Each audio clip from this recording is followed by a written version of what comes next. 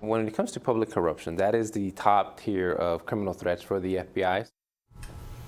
Certainly not something the FBI would ever take lightly, and now the feds here in Albuquerque are asking for your help as they continue to investigate cases of public corruption. Spencer Schott joining us. You actually spoke to the special agent in charge today. So, Spencer, why are they now turning to the public for more help?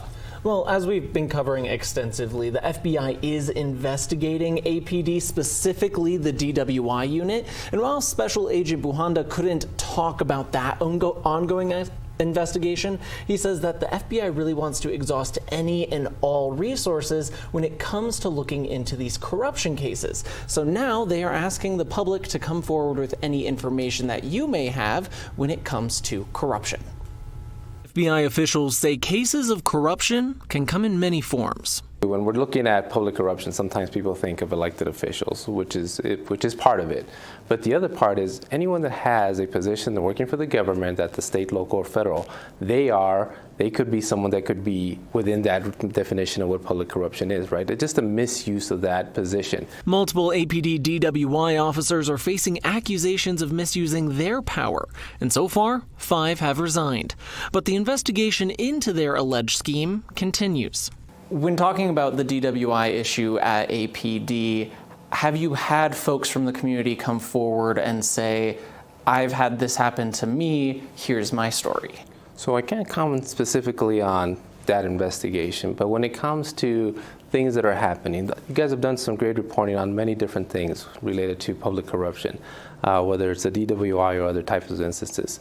So people do reach out to us. And part of why I'm here today is asking them I need you to reach out even more often. Special Agent Buhanda wants to reassure potential witnesses that the FBI will protect them if they come forward and report corruption. In those kind of situations, it doesn't really even matter what that crime was initially, right? Why the person was in that position to begin with. To me, from our standpoint, from the FBI standpoint, is we're more concerned with that public official that at that point made the decision to misuse their position to try to get some kind of personal gain. And what if the scheme goes on to a point where it's almost a generational issue and folks that might have initiated this scheme no longer work at that department? Maybe, unfortunately, might have moved up the ranks if we're talking about a department.